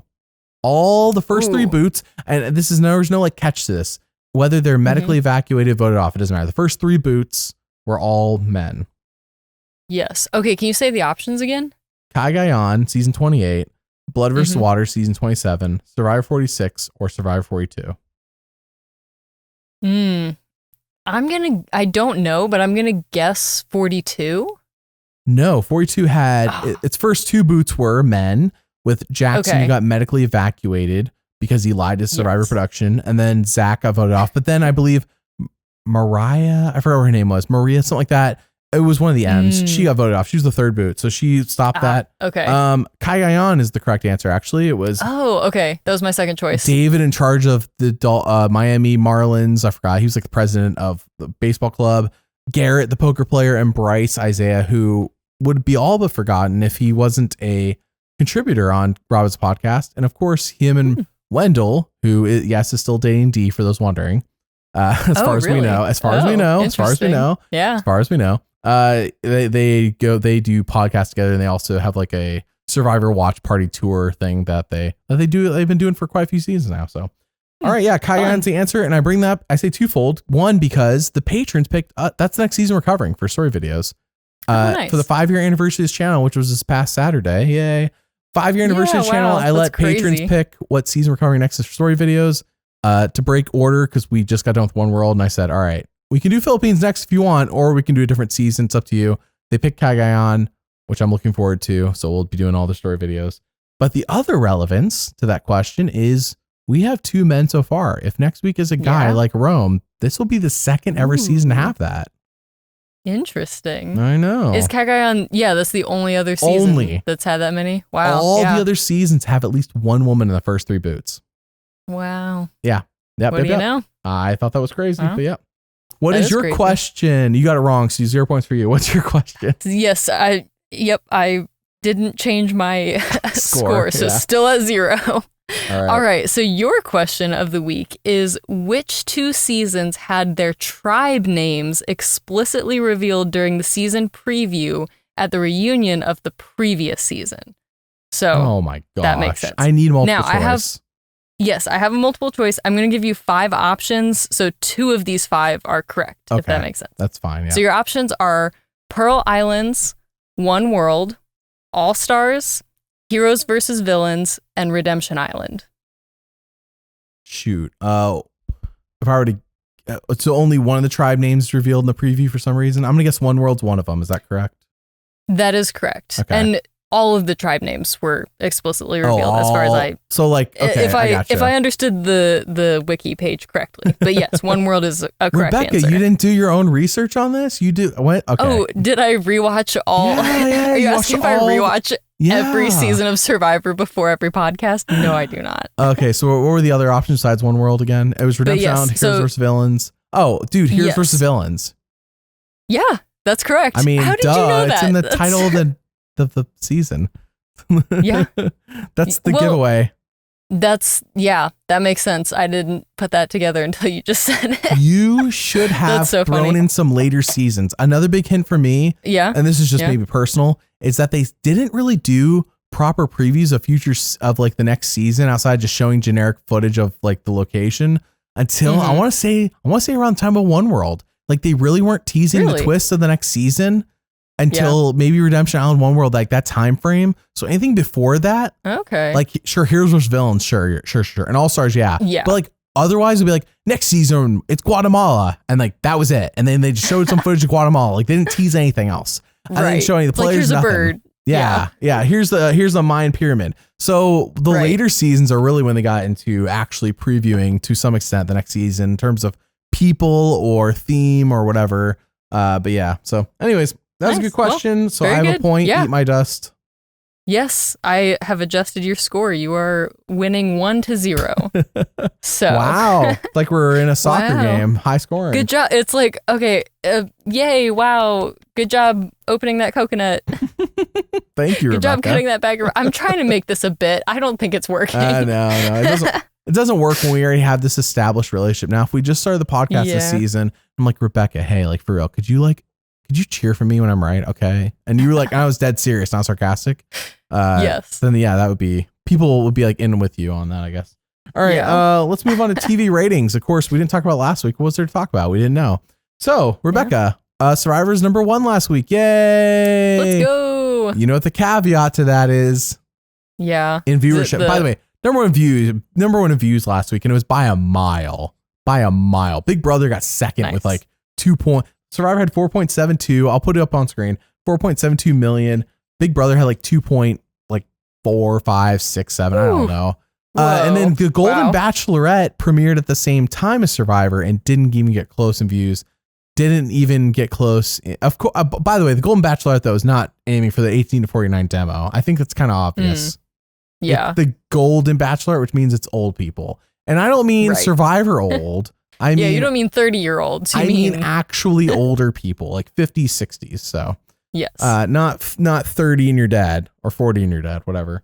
So yeah. Oh, you know what the caveat is though, because it's happening this week. Yeah. Is it the Chicago Fire shows? The Chicago trilogy is gonna be They were on reruns last week. So yeah, Survivor took the tops a lot. By the way, for those listening, Survivor always gets the top slot in terms of 18 to 49, which is what advertisers are looking for.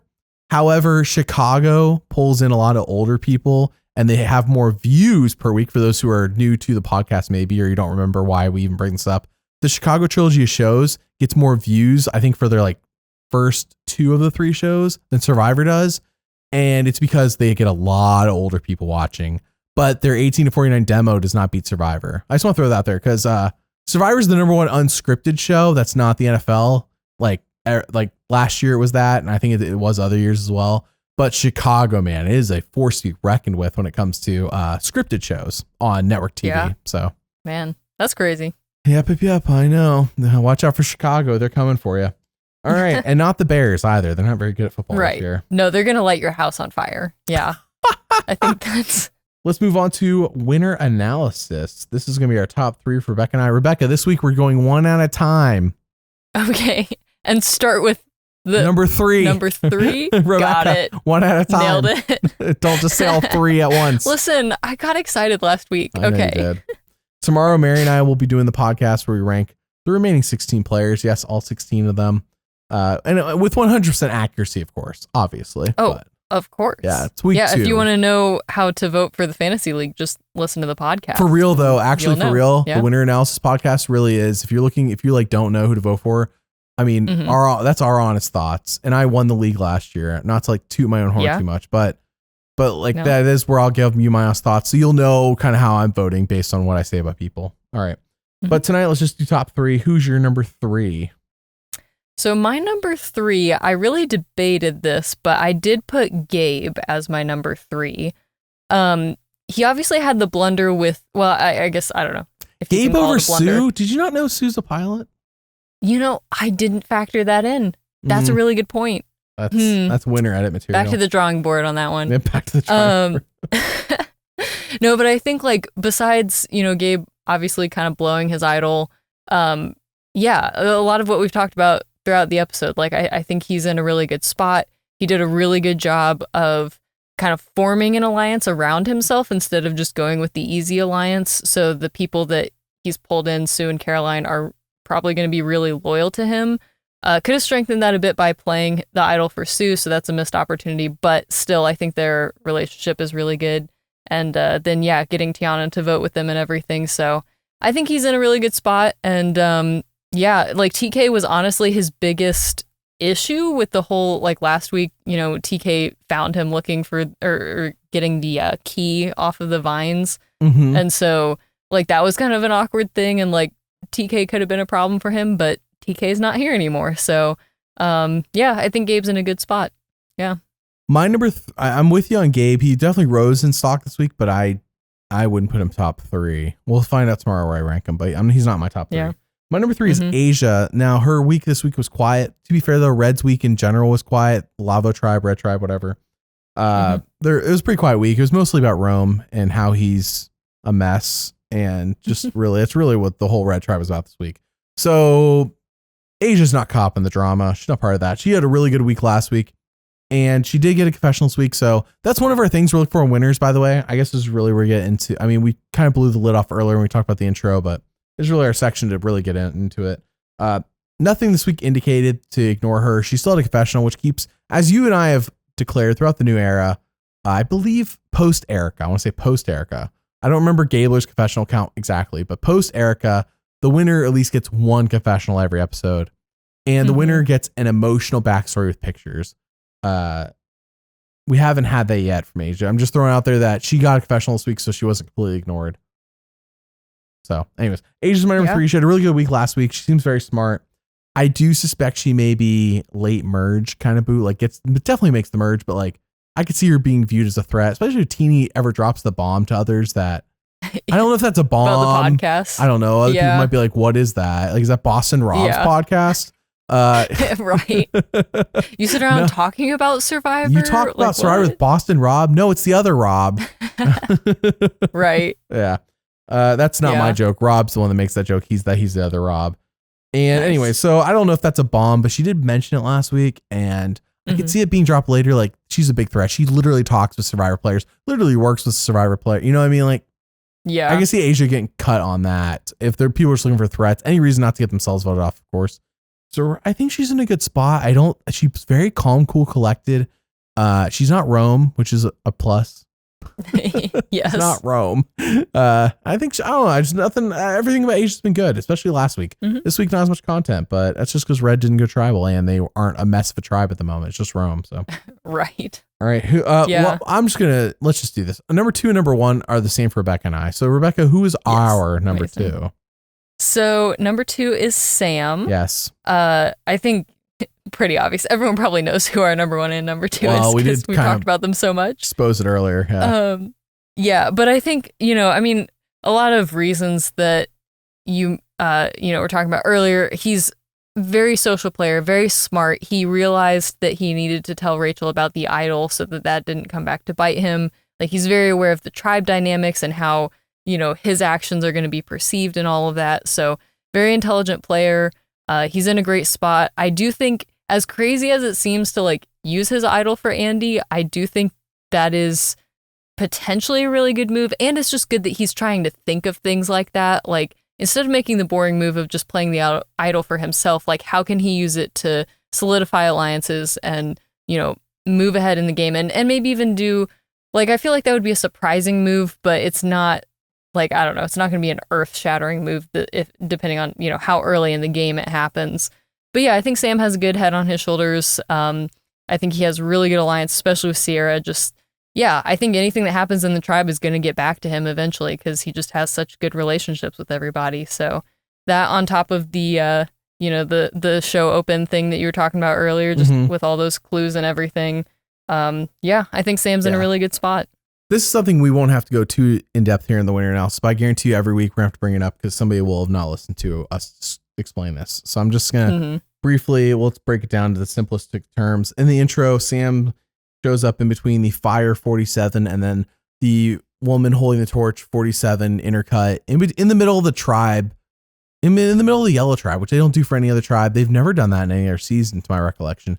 Just it's just something stopping the flow of people in the intro. I don't know how to describe that. So I know we explained it in depth earlier, but I'm trying to figure out a way to simplify it so I know how to say it every week, I guess. So Sam has that in the intro. Teeny is our number 1. She has the highest name. And I don't mean high like Hunter. I mean high like D.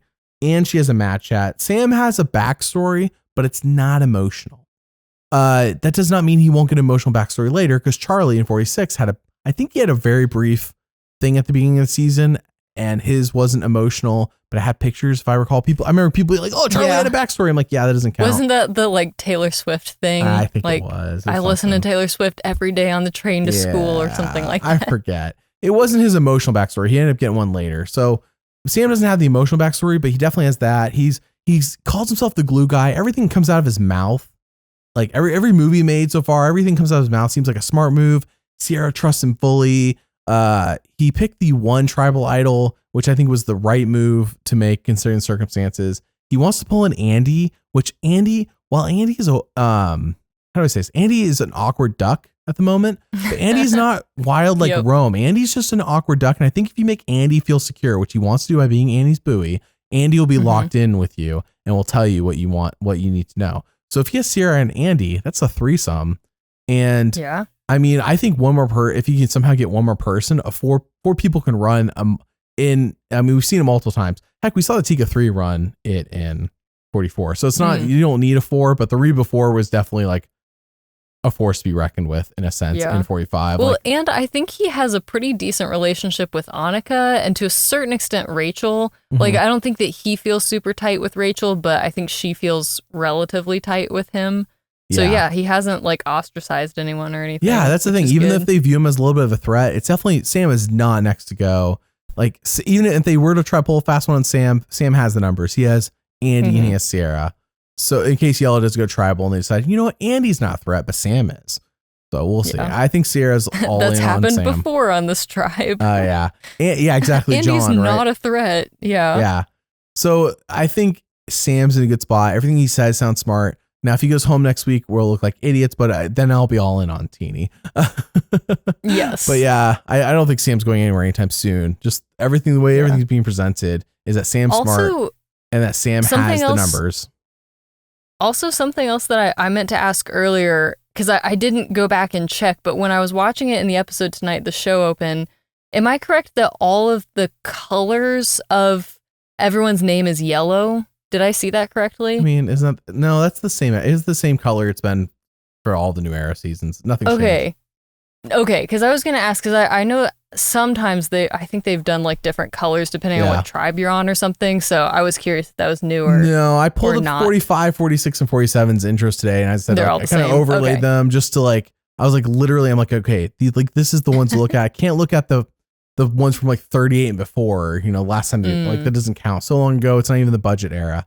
So yeah, it's everything. There's no correlation, by the way, to names being on the left or right. Like I looked at 45 and 46. I'm like, were all the jury on the left or anything? Nothing like that. Like there's nothing. It wasn't like the final three were all on the right or all on the left. It was nothing like that. So left and right seem to have no correlation to finishing this game. It literally is height, up or down.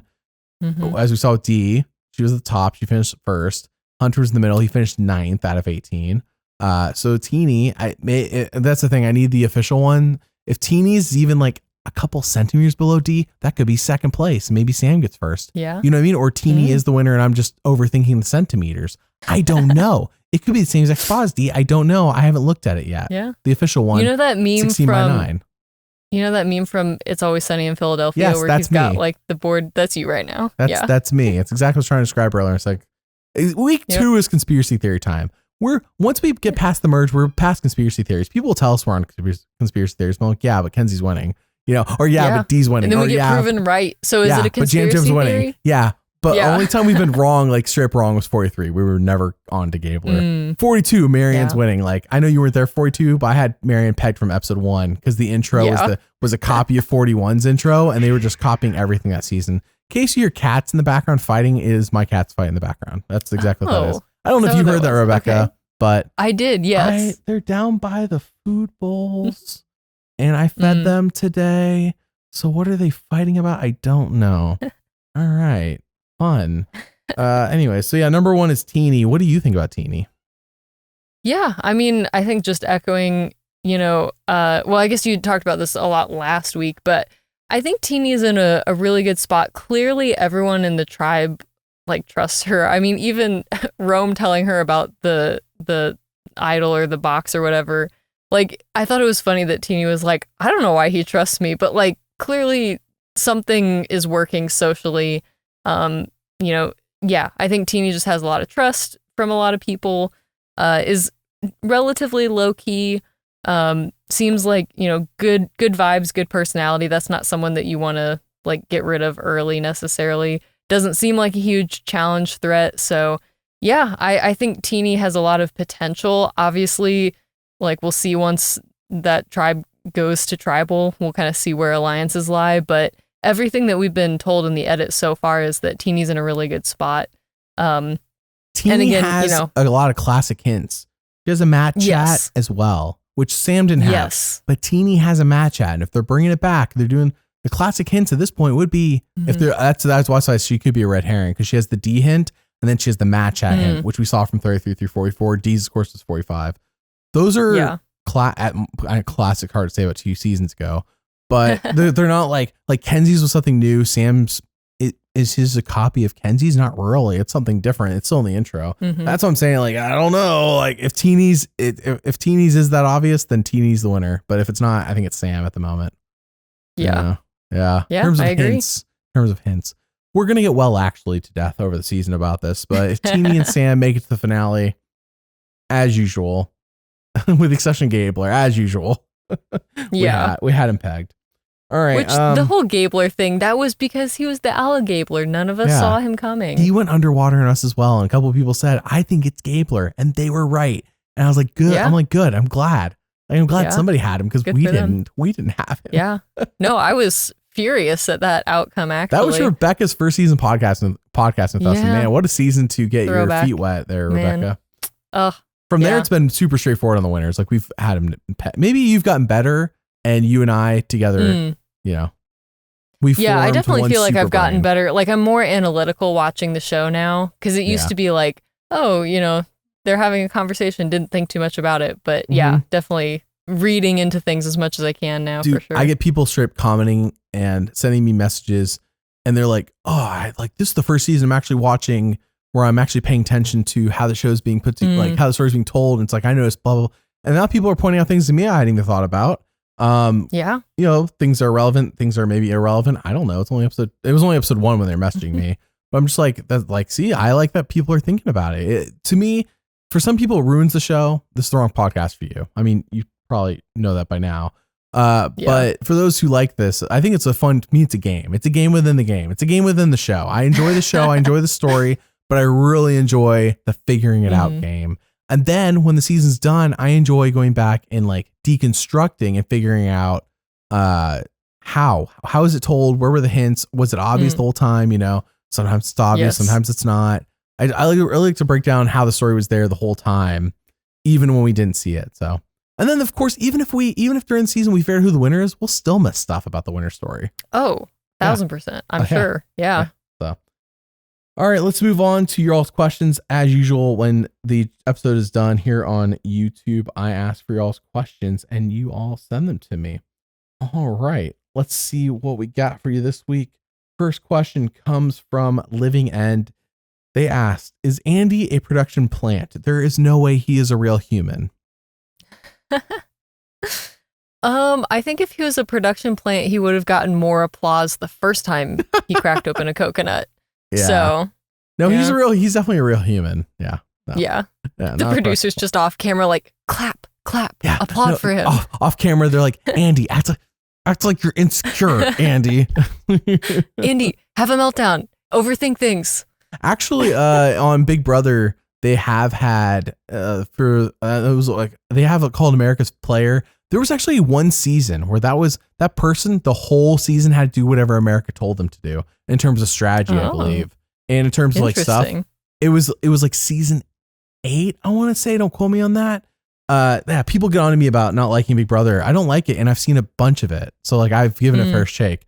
There was one season though where Stein, I think was his name is. I could be wrong on that. Don't kill me. Anyways, yeah, he had to do whatever America told him to do. So like that was the only time I think of like a production plant being a part of the show. An actual production plant, and everybody knew about it. Production plant is clearly a joke in this context, but I'm saying that was. I don't think Survivor would ever do that, but yeah, it was pretty funny. Like the time, of course, he could never play his own game. He could also never play his own game though, because he's being told what to do. And he did really well despite being told what to do. Like he really handled it well. So, all right. Next question is from Frost. Everyone asks who is Genevieve, but never how is Genevieve. Oh, yeah. Because that's a really good point. They want to know who is Genevieve. Yeah. I don't know. Like a nice lady. Yeah. She's pretty. I don't know. I really don't know anything. Like Solomon as well. I don't know anything about him either. Yeah. I almost wonder like how they feel about, I don't know, this season. Cause it's like that would kind of suck to be like, oh, like Survivor, I'm finally like got cast. And then you just like get 0 screen time. There's been a 2-hour episode with commercials. I understand an hour and a half episode. So 3.5 hours with commercials of show. And you've gotten basically nothing. Her and Solomon. I did see Reddit says that Genevieve got 1 confessional last week. Obviously, I don't have them for this week. Oh, yeah, no, everybody got confessionals last week. At least one. The show's been really good ever since, I believe, 41, where they got intense backlash for almost everything. I feel like production went into 41, coming off Winners of War, thinking they could do whatever they want, and that did not turn out that way. 42, they fixed it. Now it wasn't perfect, but they definitely made sure it was a more even edit across the board starting with 42, which is why I think 42 got re-edited. I don't think that's how it originally was, but that is all speculation, I guess. Because didn't they film them pretty much back to back? Yes, they were back to back. And the same production that did 41 did not go into 42 learning any lessons. It was the editing team and the producers afterwards going, oh crap, we're getting our butts ripped online. Honestly, for 41. Like that is a testament to just how powerful the edit is and how much like that, affects our perception of everything. So yeah, good for them. 42 itself is a mid-season to me, but the actual like watching it, knowing it had to be heavily reworked is like the most fascinating part. And I hope one day that we can hear from somebody who worked on it and like said, yeah, we had to re-edit that season. I don't think it'll ever happen, or if it does, it'll be like when Survivor's actually done. Who knows when that will be at this rate? But I really want to know. I really want to know, like, what was the behind the scenes of 41 and 42? Like what happened? Like, because there was so much dissonance. I think it was the word after 41 or during 41. There's so much, and even to this day, I still get comments. People complain. I'm like, you clearly have not watched the show since 41. Like, these comments are not relevant to the Survivor being shown on TV for the past like year at least, for 45 since 45 at minimum. And I'm like, so it's a bit silly, but yeah.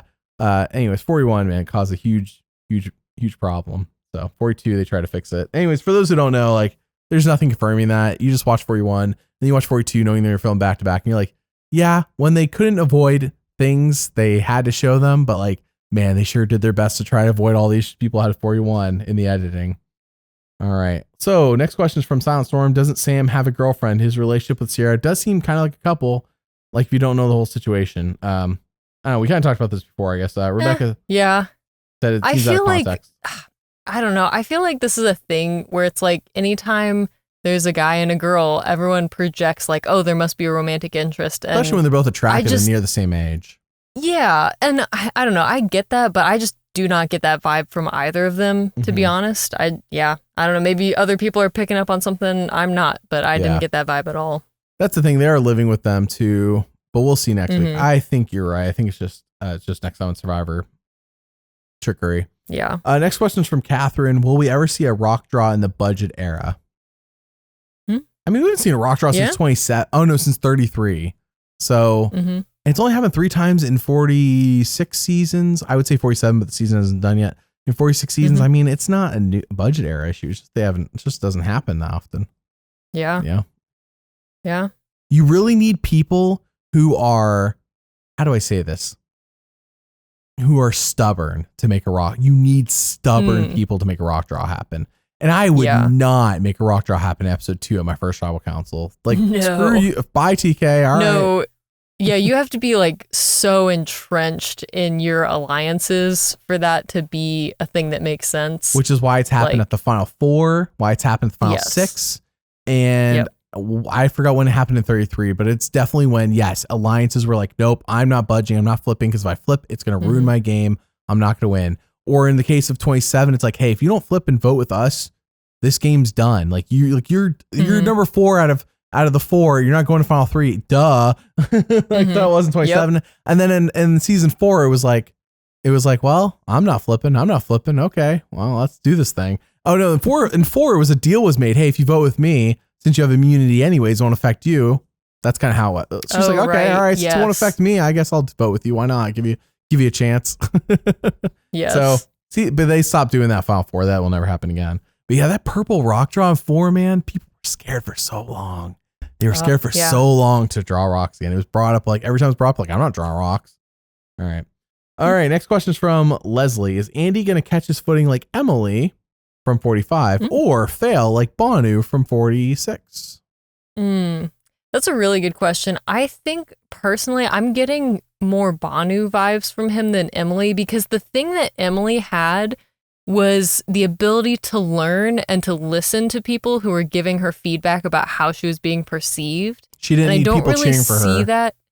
Yeah, exactly. Andy seems like I kind of hate to use the word immature, but it is kind of like you were talking about earlier. Like, he just needs that affirmation, and he's not really like, he seems too fragile for feedback, I guess is maybe the best way to say it. Oh, for honest Whereas Emily feedback, was like, yes. Whereas Emily was like, no, like, I want you to tell me, what am I doing? Do I need to pretend to be interested in aliens and pyramids? Like, what do I need to do to succeed in this game? And then she changed her game and like tried to, do that more. So that's my 2 cents. I made a couple of videos where I included like the alien. I just threw in the aliens joke every time because I just thought it was like a little funny thing. I'm like, they're like, oh, the aliens power the pyramids or whatever. And I bring it up. There's always somebody who's like, how do you know the pyramids weren't built by aliens and that they are batteries for them? Like taking it, like, but like they're legitimate. Man. There's always that one person. So Nice. It's just Emily. She's got all these burner accounts. She's gone like fully in on this. No, it would be. It wasn't even Emily who was in on it. It was Sabaya. So Sabaya and Caleb were the ones who were. It was really Sabaya the ones. Well, I'm saying that like because of the feedback that Emily got on the show, she's now gone like fully into. Okay, this must be true. Anyway, Emily's full into conspiracy theories. I hear you. I don't think he's gonna fail like Banu if the tribe wins immunities. Because Banu was on a tribe that lost every immunity and only got bailed out in episode 3 because Randon got medically evacuated. Otherwise, Banu was gone that episode. He was gone episode 3. And then they lost again episode 4, so he was finally gone episode 4. But like their tribe kept losing and Banu was on the hot seat. Andy is on the hot seat, sure, but they won immunity. And it doesn't feel like we're in a Lulu disaster tribe. It just feels like Andy's not a disaster. Andy's like the Rome of his tribe. He's the mess, you know? Yeah, he's definitely not as much of a disaster as Banu was, so I don't mean to imply that, but I think he's more in that vein. Like, he's more similar to Banu, but not quite to the same level. Well, the Reapers asked, did you cheer for Andy when he cut the coconut? I did, yeah. Interesting. And, big moment. Let's see, one last question. Ariam, I believe it's how you pronounce it, asks, is there a world in which knowing where the Beware advantage is, but not taking it, like Andy, would work strategically? Like, is there a world where knowing where it is and then not taking it is a smart move, I guess? I mean, I guess if there was, like, if you were about to go to tribal and you found this Beware advantage, right, and you knew you didn't have time to complete it and you needed your vote, I think that's the only time that makes sense. But sure, otherwise, especially not this in early between in the immunity game, challenges, but after you've lost, you're going to tribal. Yes, exactly. Yep. Yeah, that's because you don't want to lose your vote. Exactly. I think in terms of the timing, Andy found it. You just got to take it. Like, it's the middle of the day. It's not even like nighttime where you can't read it. It's everyone else on your tribe is looking for it. Yeah, and everybody's keeping their eye on you. You're getting babysat. You just got to take it. I don't think in Andy's situation where he stands on the tribe. Now, I get if you were like a Tony in Winners at War where you're trying to lower your threat level and taking the Beware advantage, people are going to find out about it. I don't know. Like, I get why. Like, thankfully, in Winners at War, if you found an idol, it was just an idol. And there wasn't like a whole thing, you know? It wasn't like a whole adventure you had to go on. So when Tony found idols, nobody needed to know because it wasn't like a whole thing. And they weren't expecting, like, everyone knows there's a Beware advantage at the tribe. So if they don't have it, you have it. You know, that's their mindset, even if it's not true. So, all right. Well, that's all the questions we got for this week. Anything else, Rebekah? No, I think that about does it. Yeah. Good questions. Cool. For those who could be affected by the hurricane, stay safe, obviously. I know it's going to be hitting the southeast of America here pretty soon. Stay safe, shelter and all that. And we'll see you tomorrow for the podcast with Mary and myself. We'll rank all 16 players. And we'll see you all next time. Bye. Bye.